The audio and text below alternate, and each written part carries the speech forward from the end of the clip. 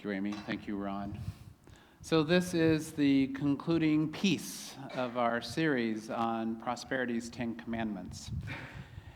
And I want to share with you an experience we had in my church in North Carolina that was problematic in teaching the 10 Commandments to the children. In one of the classes, the teacher asked the kids, so, what commandment is about our parents? And one little kid raised his hand and goes, honor thy mother and father. And great. And then the teacher said, well, what commandment is about how you relate to your siblings? And one child raised his hand and goes, thou shalt not kill, thou shalt not kill. Needs a little work in the lesson planning, but we'll go with that right now. So last week, Ron Carstetter did a presentation and a recap of the 7th and 8th commandments. And I'm not going to review all the ones that came before them. You can go to our website, unityoffairfax.org, and watch the entire series or listen to the podcast. But I want to compliment Ron on the way in which he handled the material, which will come in handy. What you may or may not know is that Ron will not be with us next Sunday because Ron will actually be interviewing for the Unity Ministry.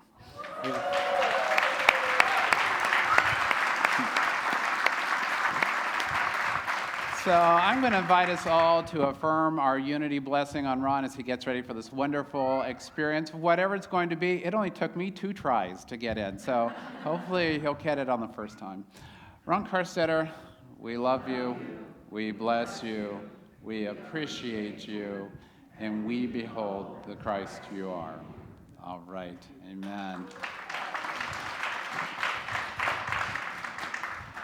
It is quite an honor for a community to send an applicant to the ministerial school process, and so we are very optimistic. And yet we also know all things are working together for Ron's highest good in this moment. So our prayers and our thoughts go with you as you get engaged in that wonderful, loving, easy, peace-filled process.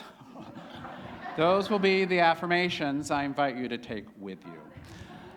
But real quickly, part of what we shared last week, what Ron shared rather, was from the 7th commandment. The text reads, you shall not commit adultery. Prosperity, 7th commandment about how we use our life energy, our prosperity. You shall not abuse your wealth to evil or idle purposes. And the affirmation we affirmed with that, I use my wealth only for good purposes. So if we think about the 7th commandment, what it's talking about is about how are you using your life energy? How are you using your money? How are you using your contributions to the world? And the notion is that we shall not, should not, must not misuse them. So not to misuse our wealth, not to misuse our health, to don't use our life energy in service to greed or hatred or delusion. That's what it's talking about. In the Buddhist teaching, we talk about right action. So what this is saying is, if we put it in the affirmative, use your life wisely. Do the best for all, and ultimately for yourself. That's a quick run-through of the 7th commandment. The 8th commandment is kind of like it. You shall not steal. Or as the material says, the prosperity commandment, you shall not seek something for nothing. Rather, the affirmation is, I never strive to get something for nothing. What the author pointed out in the material, and she quoted Ralph Waldo Emerson, who said, every man takes care that his neighbor does not cheat him. But a day comes when he begins to care that he does not cheat his neighbor. So in other words, this is about ethical conduct and how we are conducting the business of our life. So we might want to say, hey folks, don't cause a mortgage meltdown crisis, don't embezzle from your employer, and don't create a Ponzi scheme. Those are my additions to the chapter. Be fair, be honest. And what the wisdom of the universe knew in creating this is that in our humanity, there is a propensity for some to want to get something for nothing, to not want to earn or keep, to not be fair. And from the very beginning of the incipient Israelite community was this reminder, be fair, be honest. You know, I think it was Dr. King who said what matters is if you do the right thing when nobody's looking. You know, we talk about accountabilities and oversights. Well, what if we didn't need accountabilities and oversights? What if in the consciousness of humanity was instilled in us the realization doing the right thing is its own reward? Being able to have one's integrity intact is its own reward. That's what this commandment is telling us. And remember, when we talk about what a commandment is, a command actually comes from somebody in whom we have placed trust. So we place our trust in the goodness of God, and that's where these commandments come from. And they apply to our personal conduct, to our financial conduct, to how we operate as a community. Let's look at the 9th commandment. That's where we want to go today. You shall not bear false witness against your neighbor. And Prosperity's 9th commandment is you shall not bear false witness against the source of your wealth. Again, this is another one of those very ethical commandments. You know, the last 6 of all the 10 commandments are really about interpersonal relationships and how we conduct ourselves in the world. She says, she being the author, Reverend Georgiana Tree West, quietly and persistently, we should proceed to overcome evil with good by keeping our thoughts centered on God's omnipresence and goodwill for us. And I would say, and goodwill for all. She goes on to say, and I think this is a really relevant and important part of this conversation. When we bear witness to the truth of God's presence and power in our lives, we refuse to accept any appearance of lack or limitation. We recognize them for what they are, mistakes made in the working of a problem of supply, mistakes caused by blindness or ignorance on our part or the part of another. And this is where we get into that notion of blame. I don't know if you've ever had the experience in your life when something didn't quite go as you had planned, and everyone's looking for somebody to blame. When I was working in the shipping industry, I was grossly misemployed too. When I was working in that job, we had a rule that you always blamed whoever wasn't there when something went wrong, because it was the only fair way to distribute the guilt. So everybody was going to be blamed for something at some point. You just knew you were going to get your turn. So it's like, okay, it's good. So we had a system. But really what this commandment is saying, it's not about blame. Don't blame your neighbor for your life. Don't blame your neighbor for this. Don't blame the government. Don't blame. Because blame gets into this notion of passing judgment. Blame says that there is a problem and it's bigger than my life. Wherein what the commandment says is really telling us, and putting it in the affirmative, remember, there is a source of good in the world.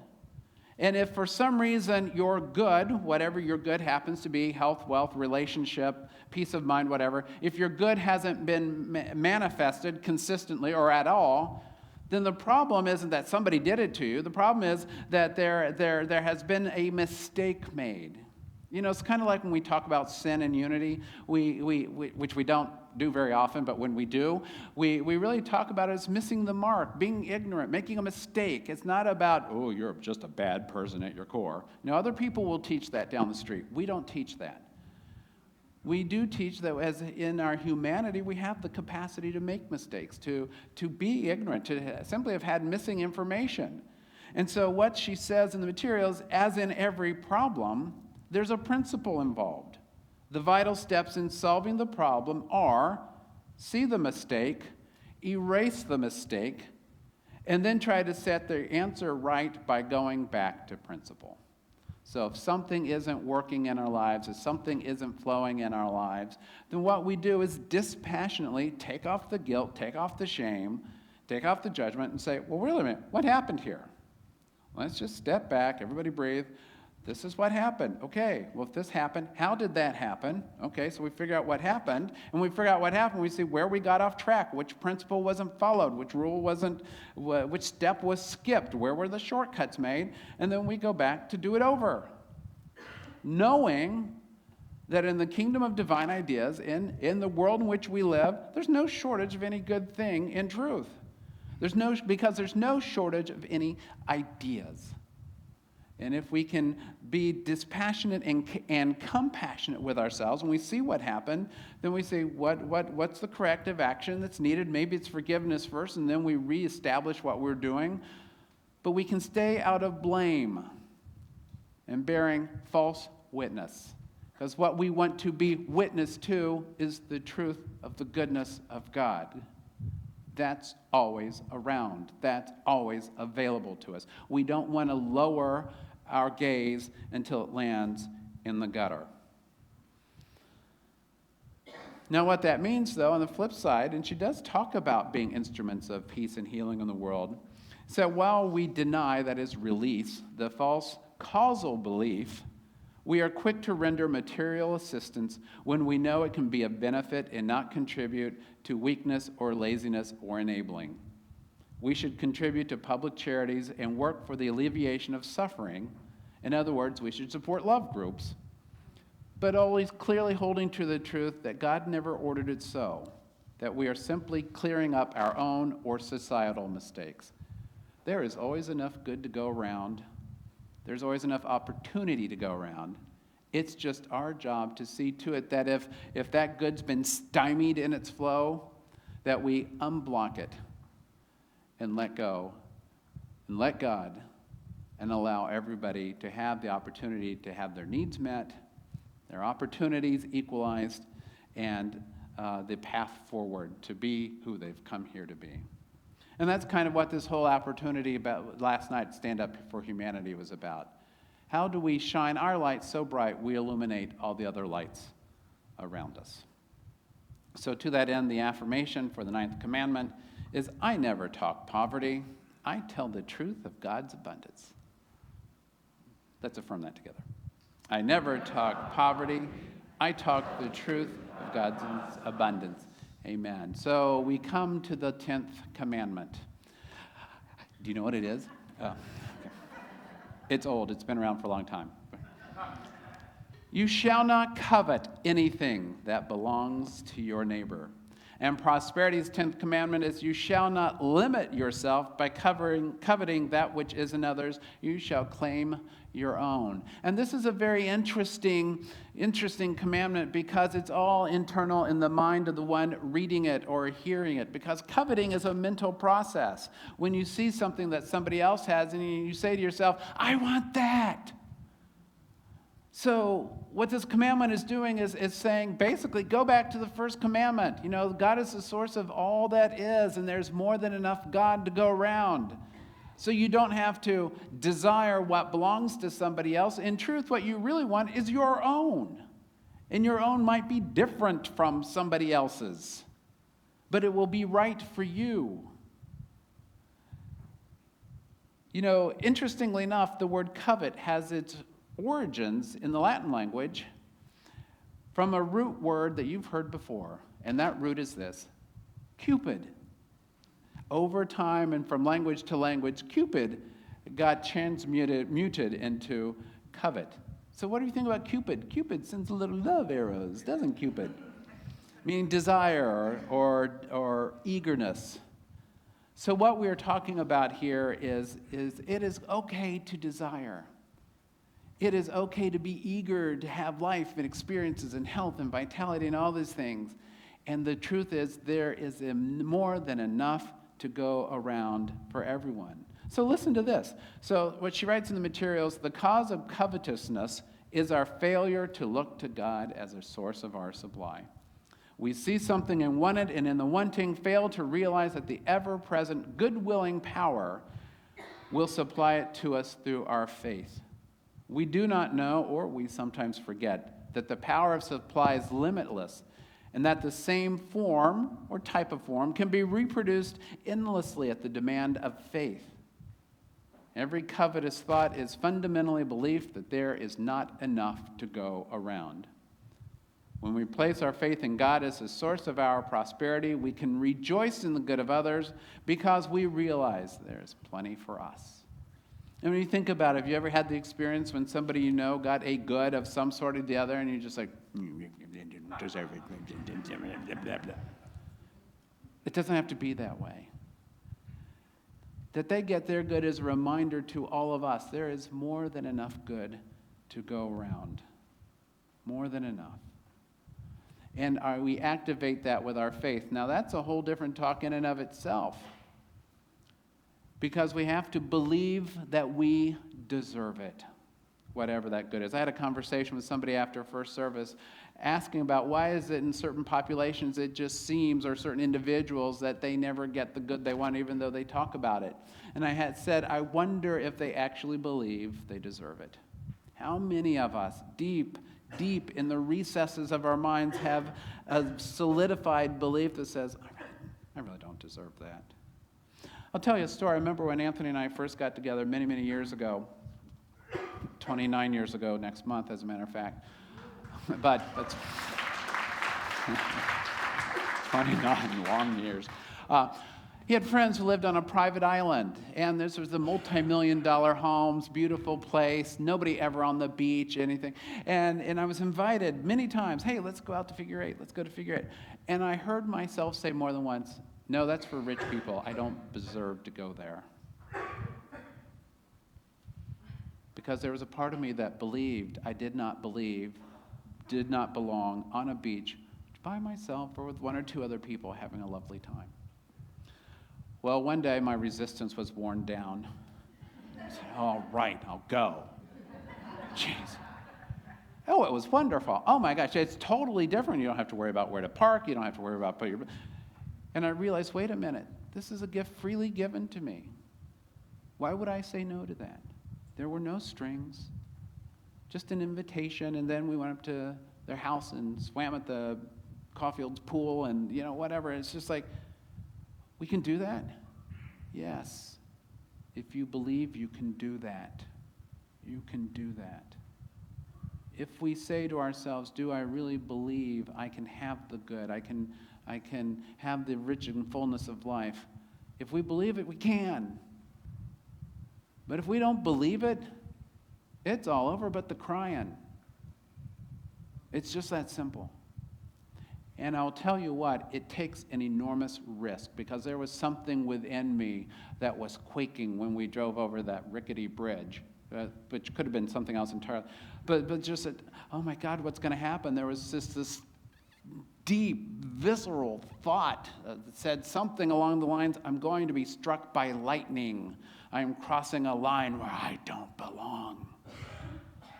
What was that? That was a graven image of lack, an earlier commandment that I had been honoring and feeding.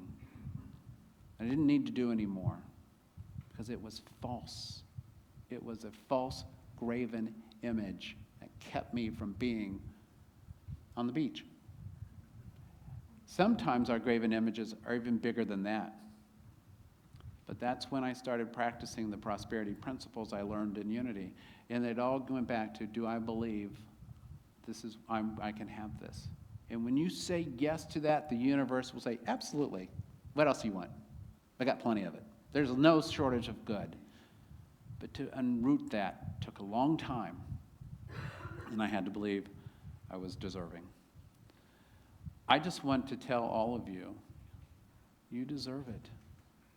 You deserve to have a full and rich life of prosperity, however that shows up for you. Peace of mind, vibrant health, clothes that fit, and a lot of stuff at Hip National Bank. All of which you can share. Because if there's anything our prosperity teachings are about in New Thought, it's staying in the flow. The reason why we call the Dead Sea is because it doesn't flow. It just goes there and stops.